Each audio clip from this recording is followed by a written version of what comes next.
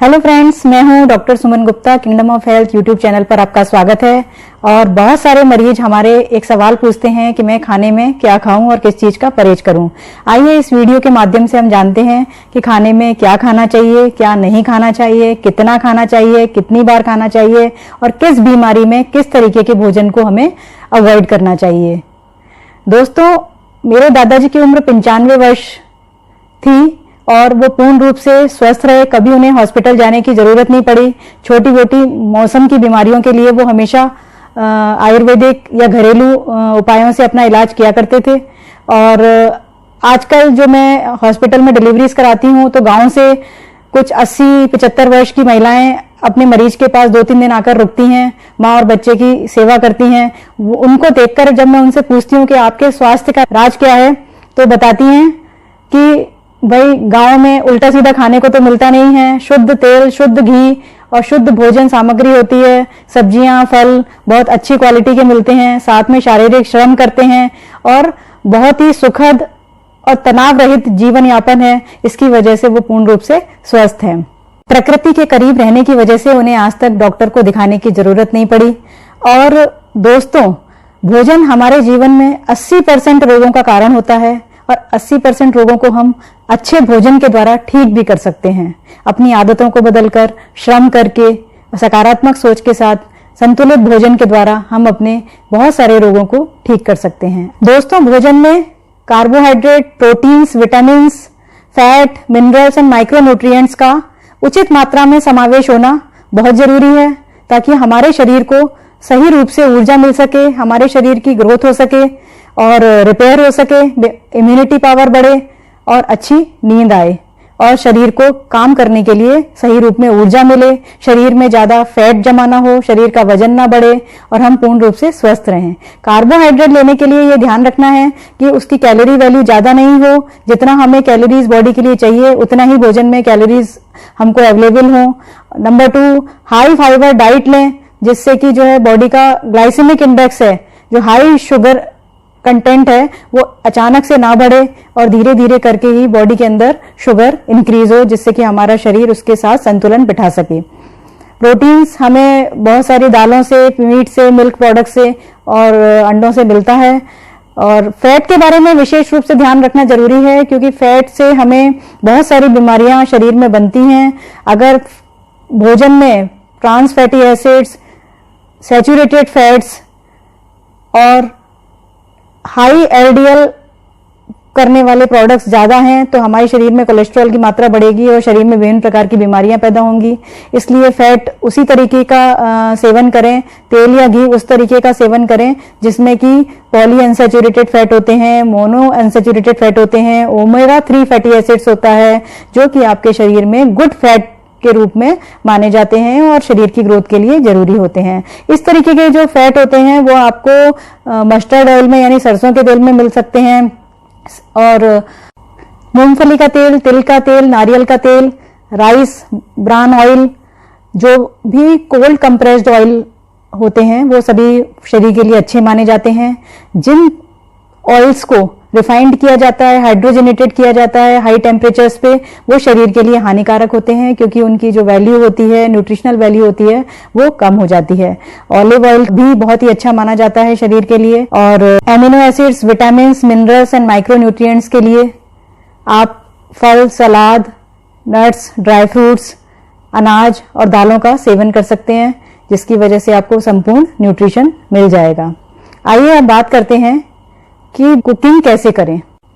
हमारे भोजन की थाली में सबसे ज्यादा जो 70% पार्ट है वह raw, natural and fresh food का होना चाहिए, जिसके अंतर्गत क्या आते हैं, फ्रेश फ्रूट्स आते हैं, सैलेड्स आते हैं और नट्स आते हैं, ड्राई फ्रूट्स आते हैं, जिनको कि हम एज इट इज जैसे वो हमें नेचर से प्राप्त हो रहे हैं वैसे ही हम उनका सेवन कर सकें क्योंकि उनकी न्यूट्रिशनल वैल्यू, उनके विटामिन्स, उनके माइक्रोन्यूट्रिएंट्स हमें नेचुरल फॉर्म में हमारे शरीर में जाते हैं, जिससे हमारे शरीर को मैक्सिमम लाभ मिलता है। अगर हम भोजन को बहुत ज्यादा पकाते हैं, कुक करते हैं, बॉईल करते हैं या रोस्ट करते हैं, तो उसकी न्यूट्रिशनल वैल्यू कम होती जाती है। तो कुक्ड भोजन की जो परसेंटेज है हमारे थाली में, वो केवल 30% होना चाहिए। जब क्योंकि अनाज को, दालों को, इनको पकाना बहुत जरूरी है, तो उन्हीं भोजन को हमें पकाना चाहिए। बहुत ज्यादा oily food, fried food, salty food या बहुत ज़्यादा तीखे जो भोजन होते हैं, जिनका बहुत ज़्यादा स्वाद खट्टा होता है या जिनमें प्रिजर्वेटिव मिले हुए हैं, जो केमिकलाइज्ड हैं, सिंथेटिक कलर युक्त हैं, या बहुत दिन से रखे हुए भोजन हैं या प्रिजर्व किए हुए भोजन हैं, बहुत ज़्यादा ऑयली हैं, जिनके अंदर बहुत ज़्यादा फैट है, सैचुरेटेड फैट है, इस तरीके के भोजन को हमें अवॉइड करना चाहिए। और जिन भोजन से हमें एलर्जी होती है, हमें गला खराब हो जाता है, कभी बुखार भी आ जाता है या हमारे शरीर में दाने निकल आते हैं, चकत्ते निकल आते हैं, उस तरीके के एलर्जिक फूड को हमें पहचानना चाहिए और खाने से बचना चाहिए। आपने देखा होगा कि बहुत सारे लोग अपना वजन कम करना चाहते हैं या फिर वजन बढ़ाना चाहते हैं, तो उनको अपने भोजन की थाली में कैलोरी वैल्यूज को काउंट करना बहुत जरूरी है। अगर आपके भोजन की कैलोरी वैल्यूज बहुत ज़्यादा होंगी तो आपका वजन कभी कम नहीं होगा। और अगर आप वजन बढ़ाना चाहते हैं तो आपको अपने भोजन की कैलोरी वैल्यूज को बढ़ाना पड़ेगा। एवरेज वजन रखने के लिए, यानी कि जो आपका बॉडी मास इंडेक्स है, उसको 18.5 से 22.5 के बीच में अगर आपको रखना है, तो उसके लिए आपको अपने बॉडी की कैलोरी रिक्वायरमेंट का पता होना जरूरी है। आपको अपने हाइट और वेट के अनुसार कितनी कैलोरीज वाला भोजन करना है, उसके लिए आपको पता होना चाहिए। कैलोरीज वैल्यूज कम हो लेकिन न्यूट्रिशनल वैल्यू फूड की ज्यादा हो, ऐसी थाली को आपको बनाना चाहिए। अगर कोई व्यक्ति मामूली शारीरिक श्रम करता है तो उसको केवल 1500 से 1800 किलो कैलोरीज पर डे ही रिक्वायरमेंट होगी। अगर वो इससे ज्यादा कैलोरीज का सेवन करता है तो उसके शरीर में वजन बढ़ेगा। बच्चों को एक्स्ट्रा कैलोरीज, एक्स्ट्रा न्यूट्रिएंट्स की जरूरत पड़ती है क्योंकि उनका शारीरिक विकास हो रहा होता है। जितने ज्यादा ऑयली फूड खाएंगे, फ्राइड फूड खाएंगे, भोजन की कैलोरीज वैल्यू उतनी ज्यादा बढ़ जाएगी और न्यूट्रिशनल वैल्यू उतनी ही कम हो जाएगी। 15 रुपए के एक समोसे की कैलोरी वैल्यू 500 कैलोरीज होती है, न्यूट्रिशनल वैल्यू कम होती है। 15 रुपए के बिस्किट और नमकीन के पैकेट के कॉम्बिनेशन को अगर आप देखें तो उसकी कैलोरी वैल्यूज 500 किलो कैलोरीज होती है, जबकि न्यूट्रिशनल वैल्यू कम होती है। साथ में सैचुरेटेड फैट्स और ट्रांस फैट्स की वैल्यू भी उसमें ज्यादा होती है। वहीं दूसरी ओर आप देखेंगे कि 15 रुपए के केले में आपको भरपूर मात्रा में न्यूट्रिएंट मिलेंगे और कैलोरी काउंट उसकी 100 से कम होगी। 15 रुपए के दूध में आपको भरपूर न्यूट्रिएंट मिलेंगे और कैलोरी काउंट उसकी कम होगी। 15 रुपए के टमाटर, गाजर, सलाद में आपको न्यूट्रिशनल वैल्यू अधिक मिलेगी और कैलोरीज वैल्यू भी उसकी 50 किलो कैलोरीज से कम होगी। तो अब ये आपके ऊपर डिपेंड करता है कि आप क्या चूज करते हैं अपने भोजन की थाली में। आइए अब बात करते हैं कि दिन में कितनी बार भोजन करना चाहिए। एक बार मैं गायत्री परिवार के कैंप में गई, 10 दिन मैंने वहां जाकर 5 किलो अपना वजन कम किया। वहां पर वो केवल 2 बार ही खाने को देते थे और इसके अलावा 2 बार वह पीने के लिए काढ़े या जूस दिया करते थे। हमारे प्राचीन भारतीय संस्कृति में भी बताया जाता है कि भोजन केवल 2 ही बार करना चाहिए, सुबह और शाम। मेरे दादाजी भी सुबह 10-11 बजे भोजन किया करते थे और शाम को 6 या 7 के बीच में भोजन किया करते थे। अगर उन्हें बीच में भूख लगती थी तो वो फल, जूस, नारियल पानी, नींबू की शिकंजी, छाछ, इस तरह की चीजों का सेवन किया करते थे। फल, सलाद और जूस का सेवन सुबह खाली पेट करना चाहिए और छाछ और दही का सेवन दोपहर में करना चाहिए और दूध का सेवन रात को करना चाहिए। दूध में आप अंजीर, मुनक्का, मखाने, ड्राई फ्रूट्स, हल्दी, गुड़ आदि का उपयोग कर सकते हैं। आइए अब बात करते हैं किस तरह की बीमारी में किस तरीके के भोजन पदार्थों को अवॉइड करना चाहिए। जैसे अगर आपको एसिडिटी हो रही है, गैस्ट्राइटिस हो रही है या पेप्टिक अल्सर की शिकायत है तो आपको ऑयली फ्राइड फूड बिल्कुल नहीं खाने चाहिए। एक दिन में केवल 1 छोटी चम्मच जितना ऑयल लेना चाहिए और 1 या 2 चम्मच जितना घी लेना चाहिए। साथ में हरी मिर्ची, लाल मिर्ची को बिल्कुल बंद कर देना चाहिए।